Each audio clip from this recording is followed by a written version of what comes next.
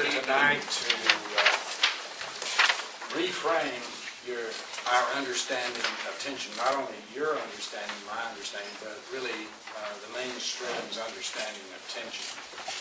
Tension is more than something that's a headache that you'd like to get rid of and take a product. So we want to think creatively about tension, and particularly in relationships. And to begin with, I was saying last Thursday when I was here that we have to have a certain amount of tension in our spinal system in order to get out of bed in the morning. So this also points to something that we practice. Judith and I teach in a place called Wisdom University, but also in the Earth Tribe, that we really don't want to make an enemy of anything in the universe. And that really applies to tension as well. So we want to see if we can move beyond, if we can transcend some of our understandings of tension in relationship. So we want to transcend, but we also want to include them.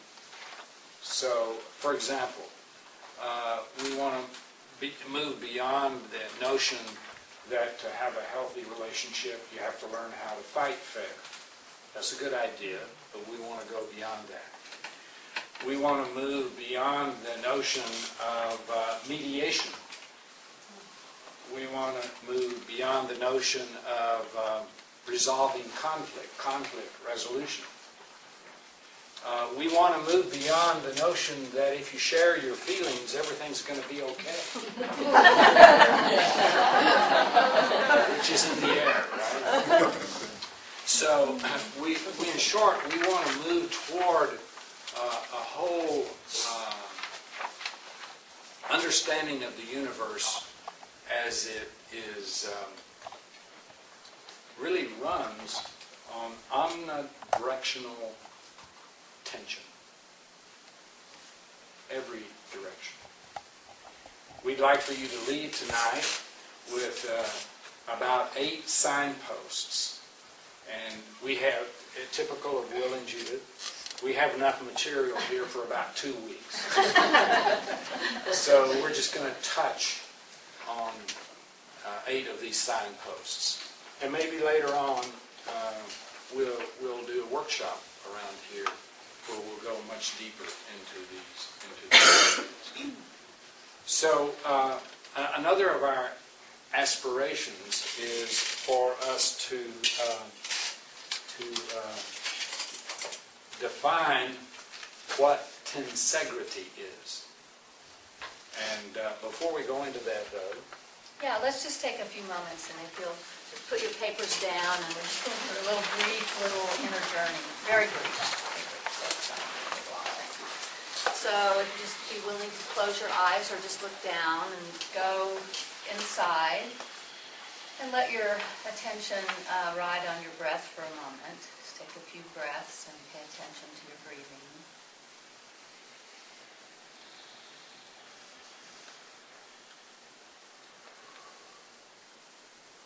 When the word tension comes into your mind, particularly as it relates to relationship, see if you can capture an image or a thought or a feeling around relationship tension that you have going on in your life.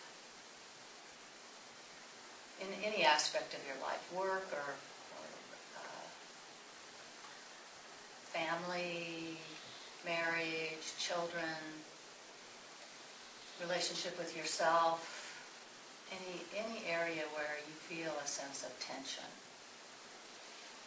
Tension being a sense of tightness or contraction or discomfort of some kind.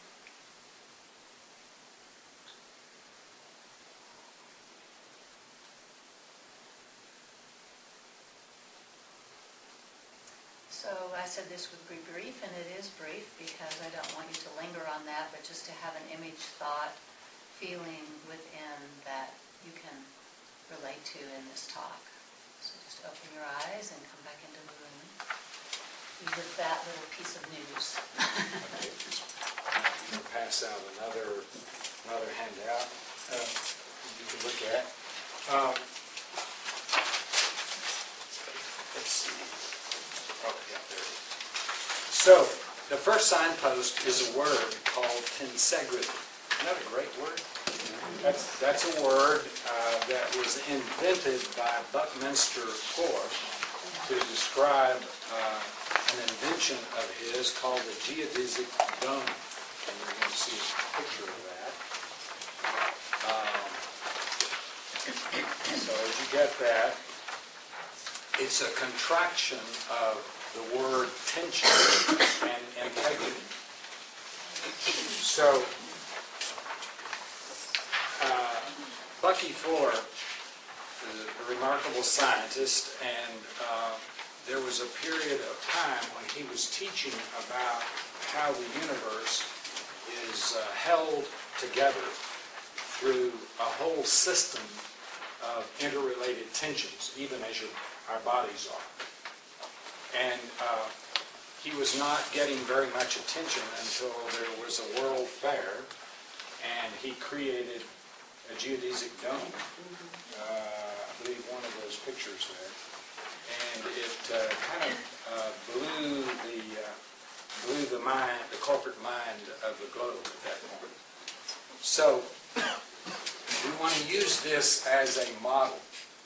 I mentioned last week that in usual architecture, you have beams and you have posts and you have foundations, and this is not, there is tension, but it's not held together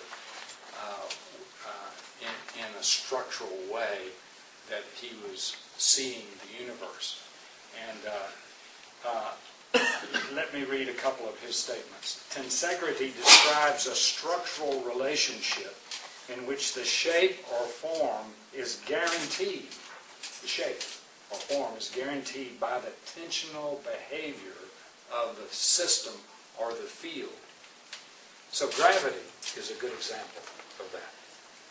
Gravity is deeply involved, the gravitational field and the electromagnetic field, and how everything fits together. And the structural integrity is guaranteed, and rather than and more important than what he called the pulling apart behaviors. Okay, you see where I might be going with this. Tensegrity provides the ability, I have this quotation there for you, provides the ability to yield increasingly in the relationship without ultimately breaking it apart or coming asunder. This is really a very different way to think about architecture. But it's not just architecture. In a breathtaking statement, I'll read this too. All structures in the universe, all the way from subatomic particles to atoms, to molecules, to cells, to the human body, to the earth, to the solar system, to the universe itself, all operate, according to Fuller, in what he called omnitensional integrity.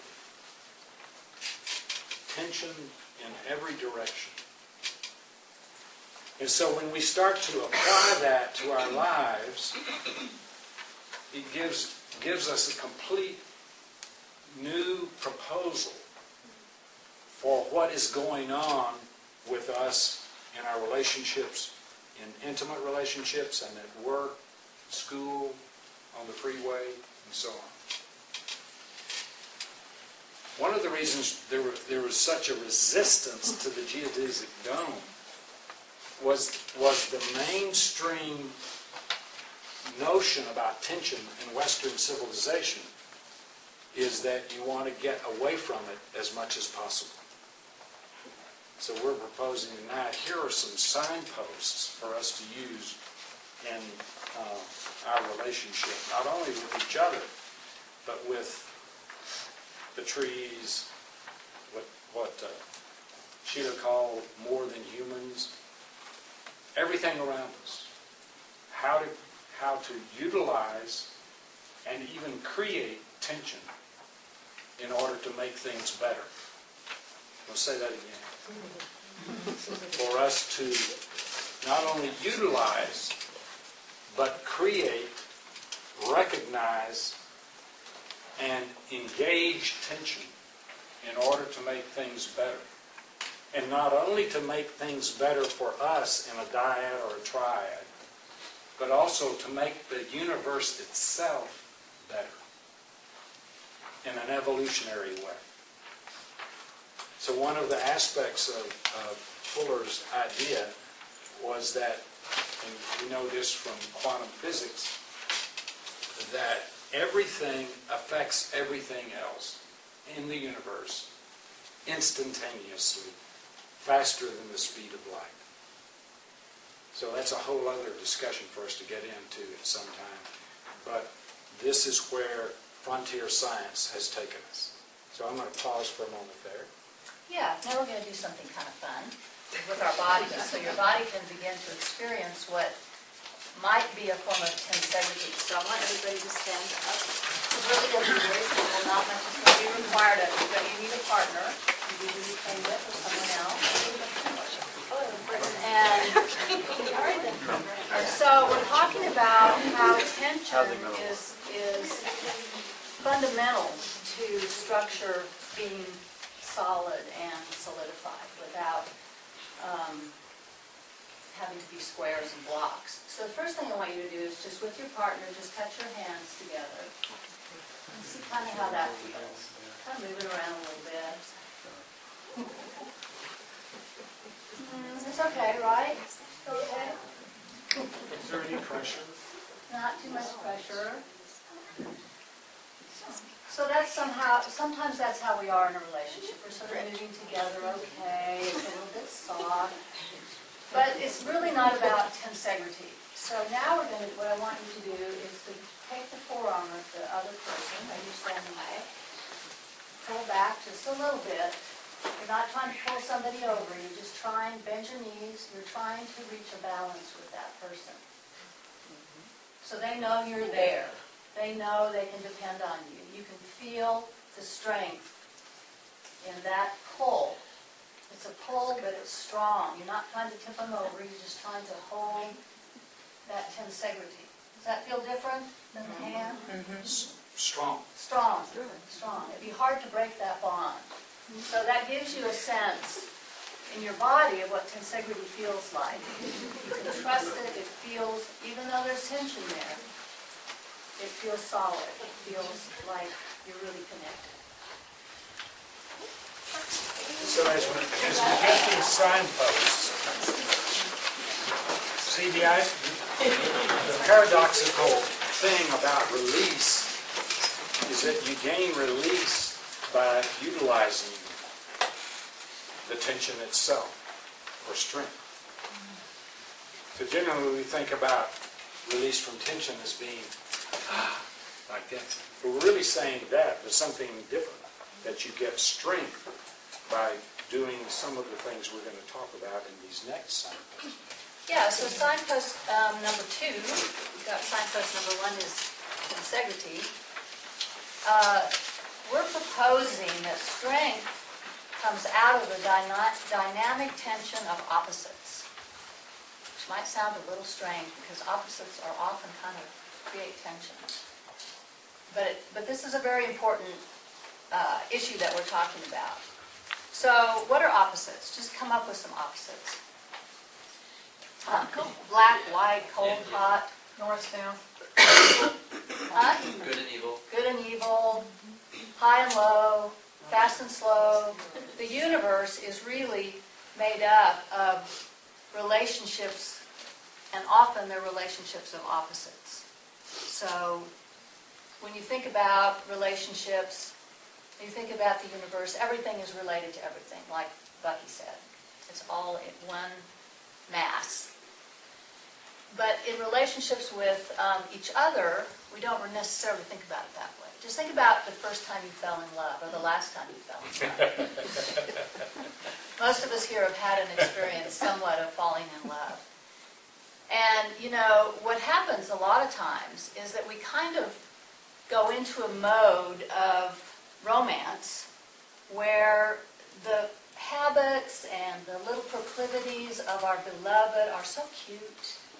You know, just that way she's always just a little bit late showing up for the date, or he's just a little bit stingy with his money because he's trying to be really, you know, good with money. Responsible, really responsible. And it's just so cute and you love it. It's just so attractive. And she's just a little irresponsible. she's a little she's a little bit hippie and he's kind of a little bit straight, but he kind of likes the hippie in her, and she feels safe with the straightness of him, and it's just going to be great. It's a gift. It's actually a gift of nature, if you think about it. You don't do anything to earn that. You just suddenly have this attraction. Yeah. And it unfolds, and it's a gift. You don't have to really work at it. In Right. fact, that's why you're in love. Right, so you're in love, and you just don't see some of the other signs, really, and it's okay. But, it's like those little, sweet, cute little things begin to just kind of irritate you. Right? I mean, we've all had this experience. And so this is the dynamic of opposites. And when we're falling in love, we don't really look at the dynamic of opposites. It's like we're just in love and we want everything to be perfect. And it is perfect until it's not.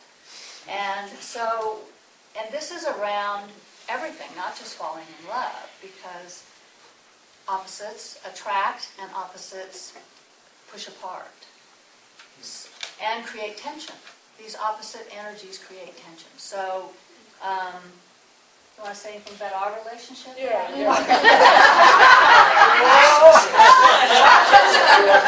We want you to follow this scene that you contacted a moment ago of tension, but another one may be occurring to you. But kind of follow one or two scenes in your mind's eye as we go along. And 1 week we'd like for you to follow with us, kind of like a soap opera. Is a exchange we had as we came to an on-ramp on I-35. So I've got my idea about how to go onto an on-ramp, and Judith's got her idea about how to go to the on-ramp. My idea is to accelerate and use as much of the space as I can. Your idea is? Well, my idea would be to make a really safe right-hand turn into the closest lane and move down the feeder road a little ways and before you move into the traffic. Right.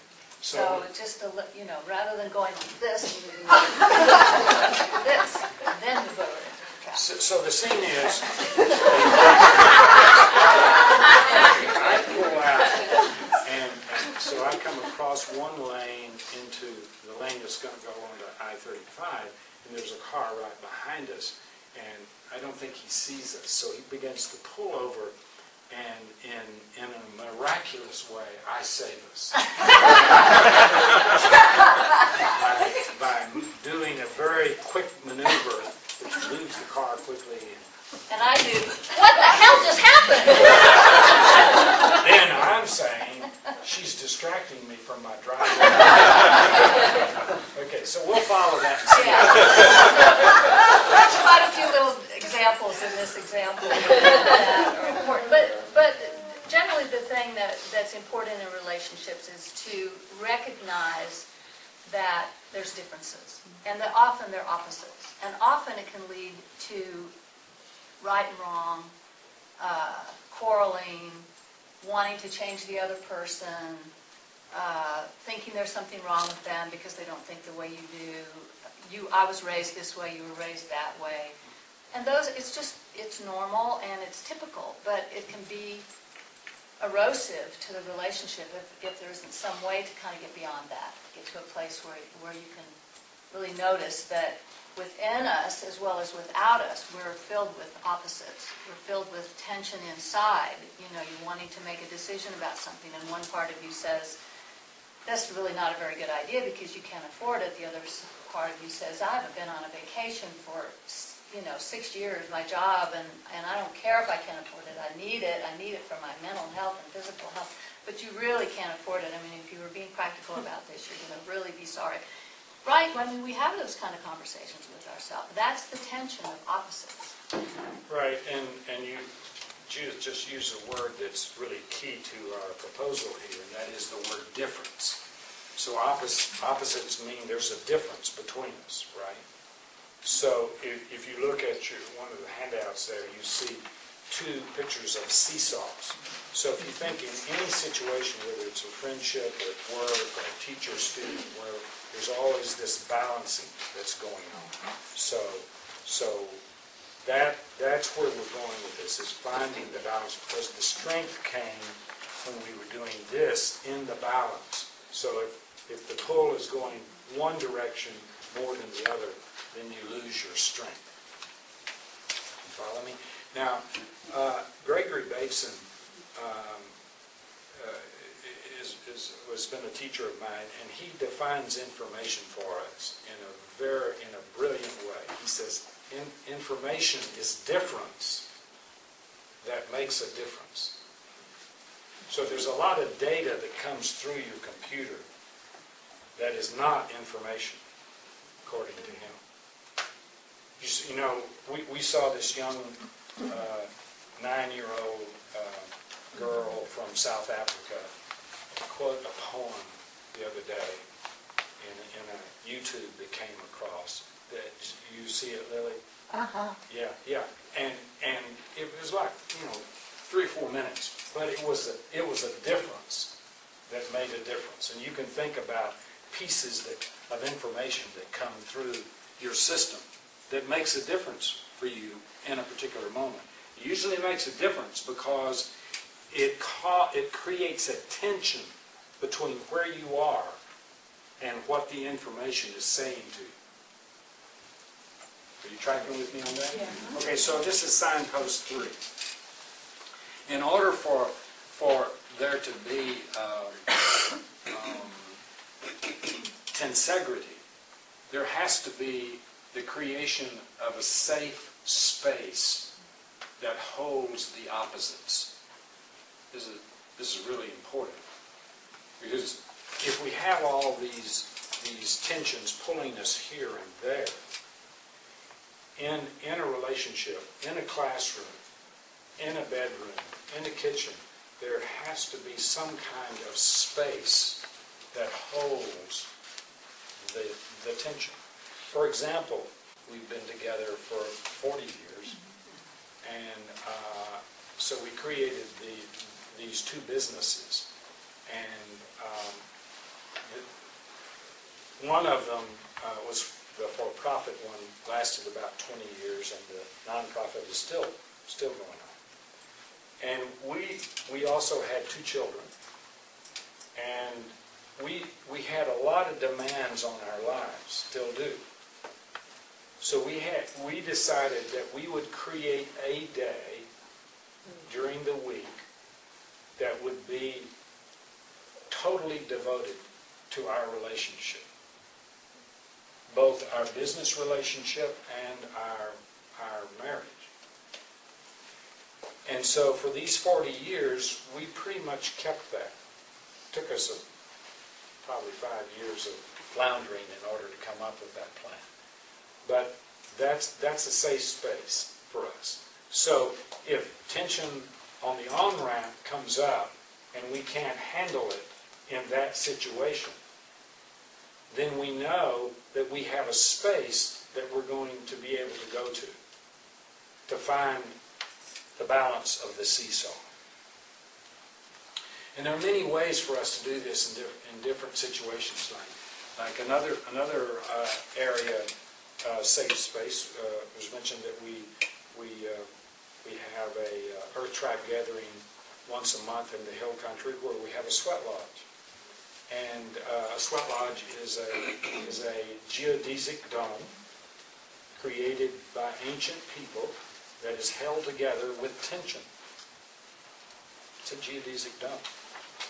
And I don't know but Mr. Fuller got his idea from that, but it's pretty apparent that they're kin. So over these years, 30 years, we have this structure that holds us once a month, so that we have an actual physical structure beyond our house, that we know where we can be close to the earth, and we can be vulnerable with each other and with friends, and we can be powerful with each other and our friends. And we can seek to let voices that have been toxic inside of us over a period of time be pulled out by the heat and the fire, so we can look at them. We're going to see how we look at them in just a moment. Now, if you look over here on the wall, there's another thing that we discovered the last few years. So Heather Ash and others introduced us to Teotihuacan. So once a year, or more, but usually once a year, we go to Teotihuacan.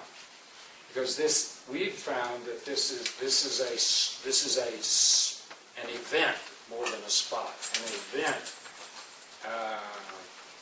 where we can be nourished in a way that not only balances our relationship, but balances us with the universe itself. So you're looking at the Pyramid of the Sun there, and the time that the vision came for this system of pyramids is being pushed back further and further. Some scholars say now as much as 1500 BC. That a guy in a cave, Tezcatlipoca is his name, had a vision. And he believed this vision came to him from the stars.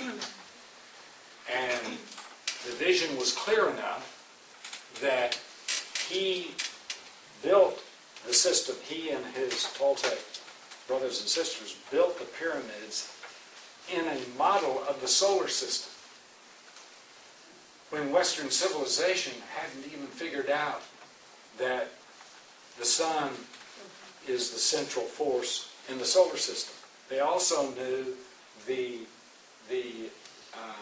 exact diameter of the north and south poles in order to build the system of pyramids.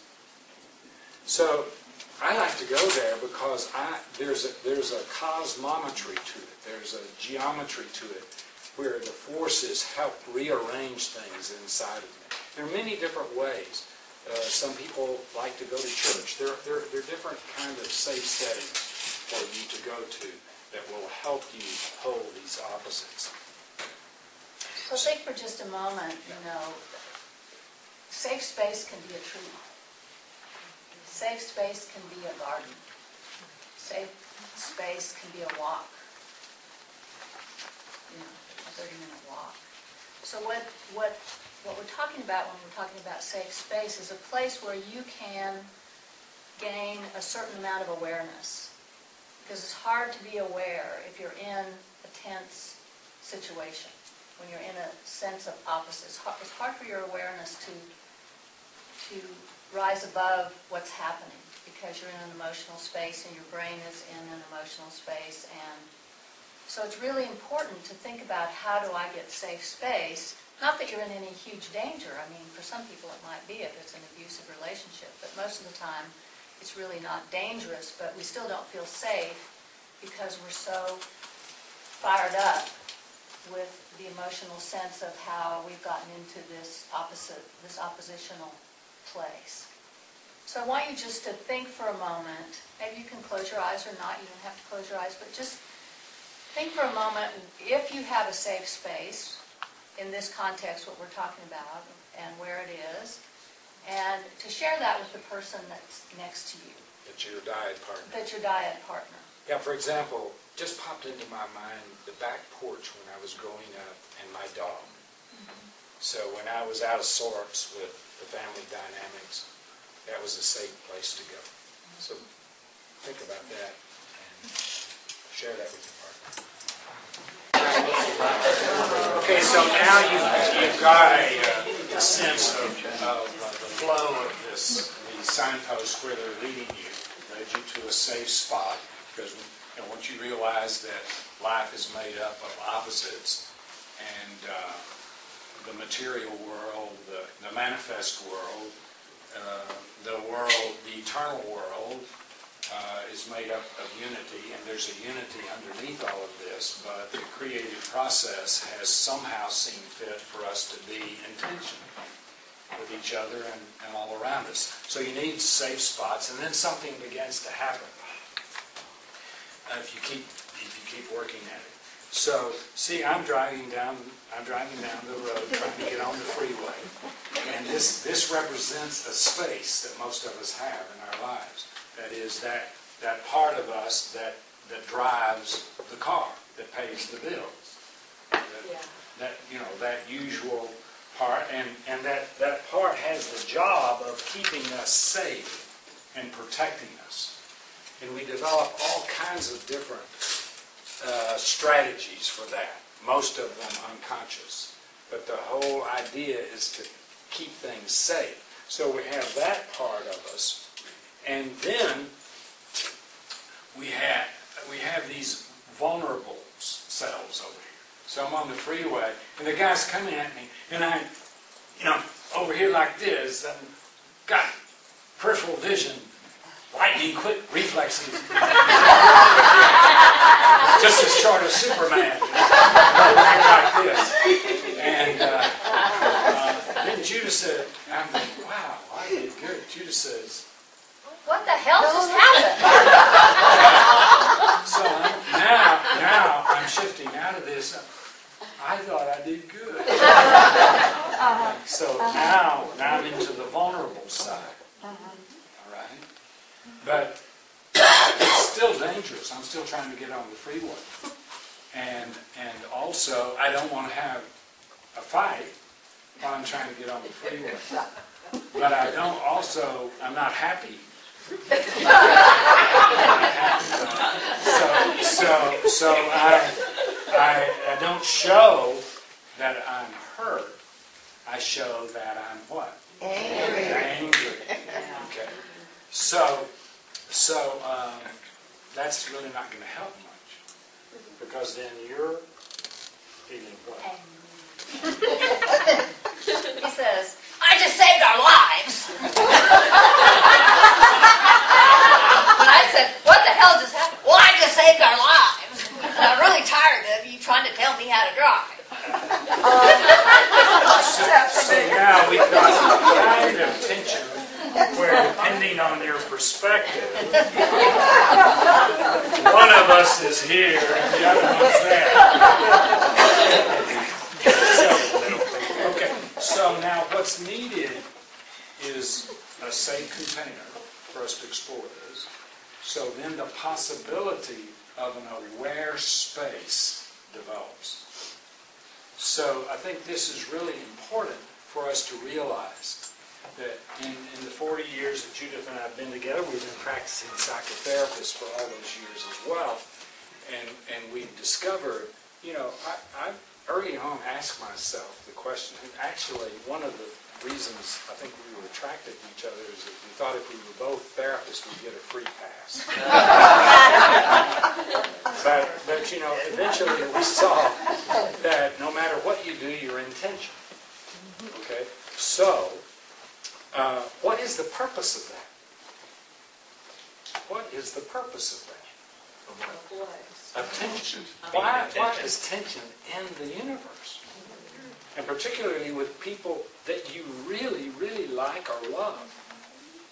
Why is that? And we came up with this notion that the idea is that tension has the inherent possibility of creating awareness. And consciousness itself, which is one of the mysteries that science has been probing but not quite gotten there yet. Consciousness itself, at the heart of it, is awareness.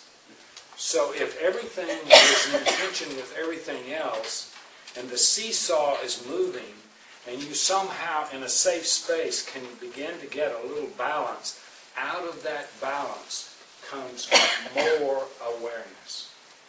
Every moment of tension has the potential of creating new and expanded awareness. It's one of the miracles of the creative process of our universe. That's a proposal. I'm saying it like it's true. I don't know if it's true, but I'm proposing. Judith and I are proposing in our relationship and in the lives that we've lived that's been true for us. Let's see if there's anything else I want to say about that. I know. Carl Jung said that maturity is defined by your ability to hold opposites. Your ability to hold in a dynamic relationship, as in a seesaw or a geodesic dome, opposites. And out of that grows awareness. Now, I know we can think of a lot of examples of when awareness was not present. Have you sent the send button? Yes. Email? When later you said, I wish I had thought about that a little bit longer. Hit the send button. So that's an absence of awareness. That's an absence. And a lot of times we hit the send button in order to reduce the tension. See, we're feeling the tension, and we think, I'm going to get this off and I'll feel better. And then you go in and lie down and try to go to sleep. Right? And the opposite of that is you may have had this experience where you think, I'm going to leave this in the draft box and I'm going to sleep on it. And in that sleep, awareness comes up. And maybe you send it, maybe you don't, maybe you alter it. And this is really the aware space. Judith and I call it the aware ego, but it's really not a thing. Ego is just Latin for I. It's more of a process. It's an aware process, and I'm just describing it. It's like I'm driving the car, now I'm hurt, now I'm angry, and now as we're describing this, we're witnessing. So you are our safe container here tonight. So we're telling you this experience as a way for us to witness it. And out of that, as we drive home and proceed with our lives, we'll have an expanded view of how we experience ourselves. Does that connect with you? So that's the signpost of the aware space. There's some other components too to awareness, I think, that are really important in this example, because what you'll find if you raise your awareness to the dynamics of the opposites coming together, the argument, whatever you want to call it, almost always you can locate a vulnerability. So in a car thing, there's a lot of vulnerability. I mean, people just have bad wrecks, And my vulnerability, which I didn't really talk with Will about it because I thought I was right, and I didn't mean to that moment, because I was right. But the truth be told is I am very nervous in a car because I've had two really, really, really serious car accidents in my life. One that was almost a fatal accident, and another one that was just really, really scary in a tunnel on the freeway outside of San Francisco. That was the scary one. The other one was a rollover out going skiing. So once I connect to the fact that I'm hypervigilant in the car, and I'm really like that if anything shifts, and can say that out loud, that's my vulnerability. Will is an excellent driver, and I know that cognitively, but my child inside who wants to be alive is reactive. And so once we were able to kind of settle down and look at the pieces of what happened, and this is awareness, is that I'm just vulnerable in the car. And I need to settle down. I need to just settle down and trust that everything's going to be okay. And I think this leads to kind of another piece of tension in relationships, and that's the whole idea of projection. Y'all know what projection is? Yeah, absolutely. You know, just in really simple terms, we have negative projections and we have positive projections. And often it's totally unconscious. So some way that Will thinks about driving and his driving is a shadow for me. Because I don't rock it. You know, I just see him as wrong. You just don't whip out into traffic and go around somebody. I mean, that's just wrong. But the fact of the matter is that I'm occasionally an unsafe driver. I'm occasionally doing stuff behind the wheel that I don't have any business doing, you know, trying to turn the radio on or looking up, and I'm suddenly over in the other lane. So once I can own the fact that he's not the only person that does weird stuff driving, I do the same thing. But I have to own that projection, that's a projection. And so in a relationship, we're filled with projections. We're filled with projections. In our lives, we're filled with projections. We look at a politician and we project all kinds of things onto that person. That if we stop and slow down, you know, I might project on somebody that I think is a fundamentalist. And I don't like fundamentalists in any shape or form, not just religious fundamentalists, but anybody who's fundamentalist. And then I look at my own belief system and say, I think it's pretty fundamentalist about certain things, you know, about the way things need to be or the way people need to think, and then it releases that tension with myself and the other person once I can own that. It doesn't look the way they look, it's my own way of being a fundamentalist. But once I can own that, then it releases the tension that is set up. And if it's in a close relationship, it's something we can just talk about. Because we, you know, every once in a while I might project on these. Well, and a behavior Judith does is when I whip the car out, she'll grab the seat. So when she grabs the seat, I'm looking over there. But see, and I said, you know, cut that out. Right? I'm trying to drive the car. See, it's so righteous.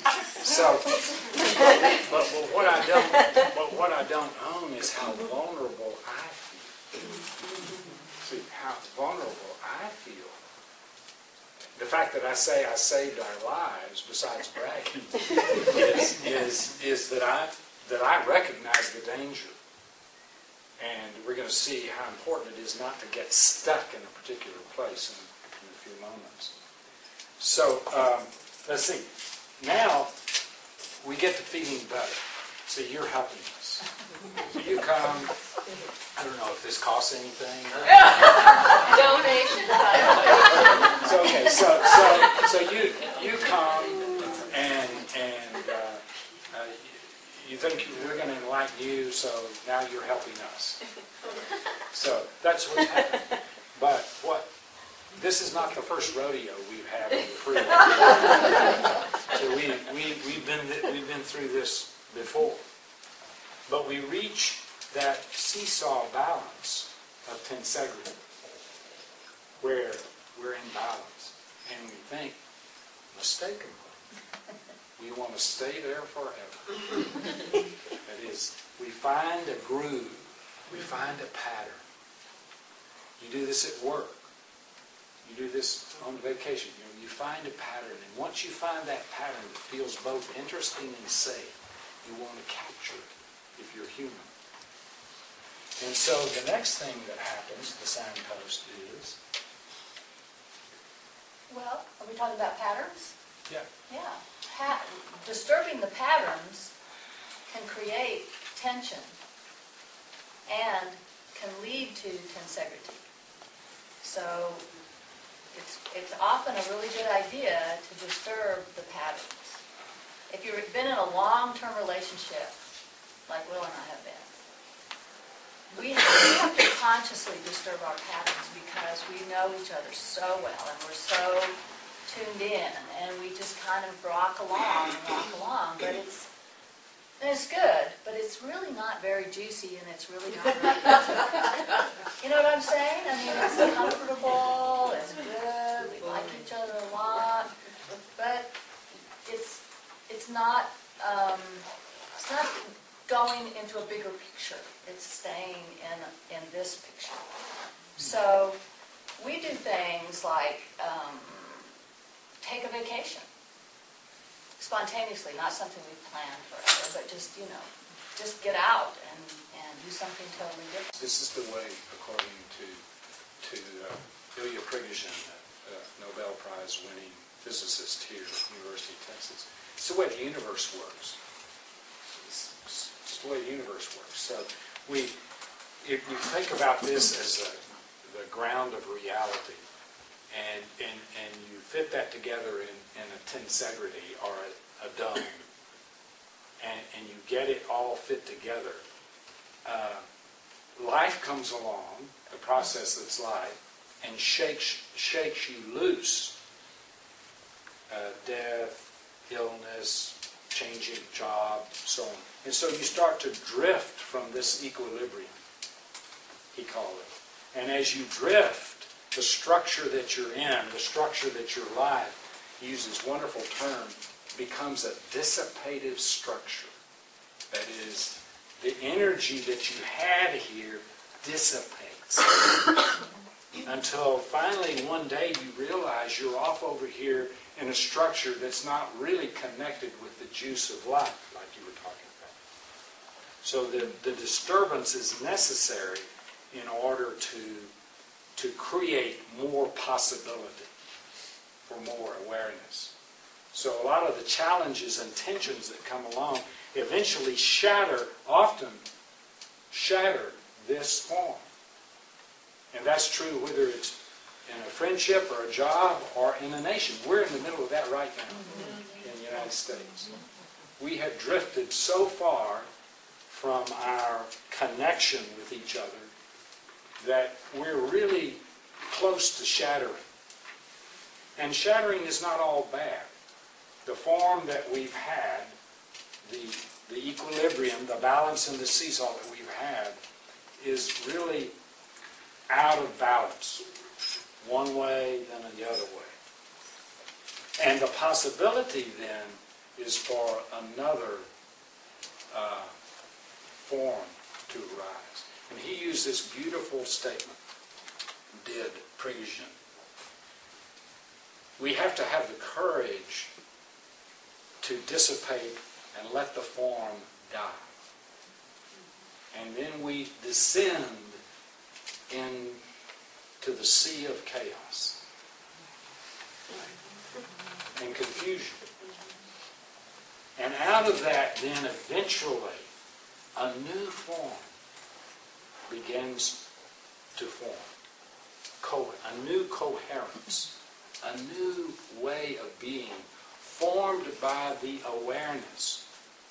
And that's all the way from continental drift to an expanding universe to getting together after we're trying to get on the freeway. You see that? And that willingness, that courage for the structure to dissipate is a really important feature of creating tensegrity.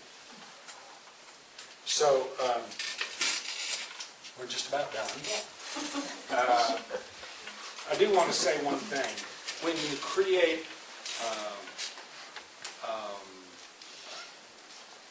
have the courage for your usual way of looking at life to be upset, then this makes room in your aware space for the crucial energy form that I've been writing about for a while to come into your aware space. And that is the part of you that is untamed.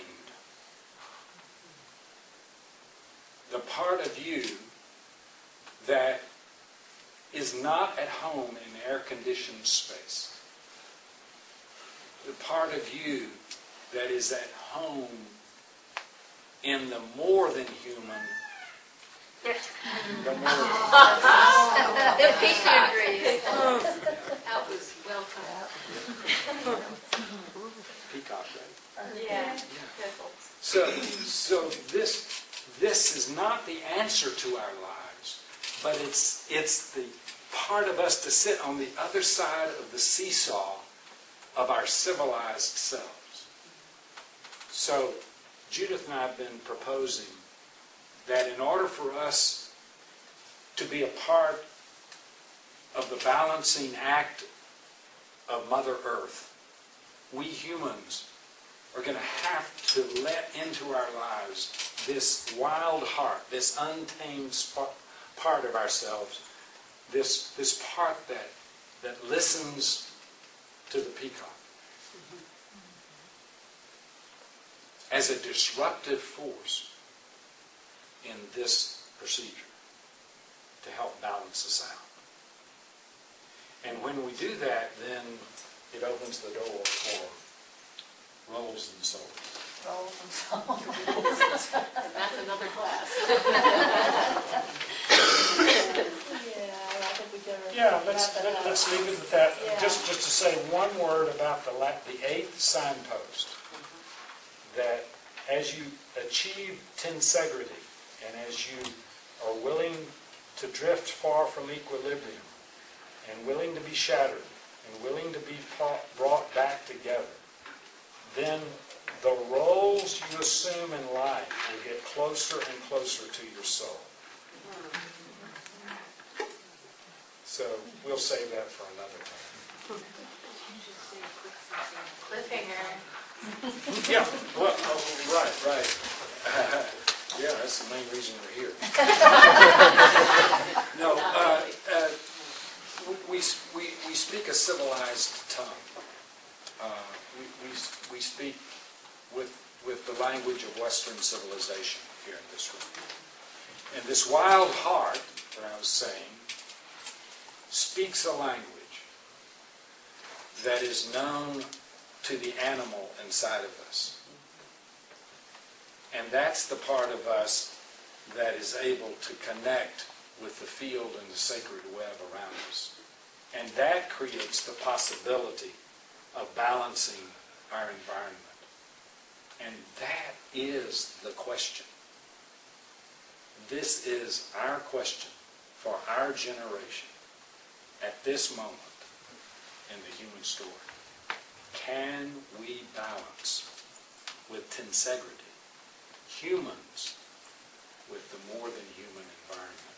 To do that, we have to learn to speak this mother tongue, which is spoken by the peacock and by everything out there that is not human.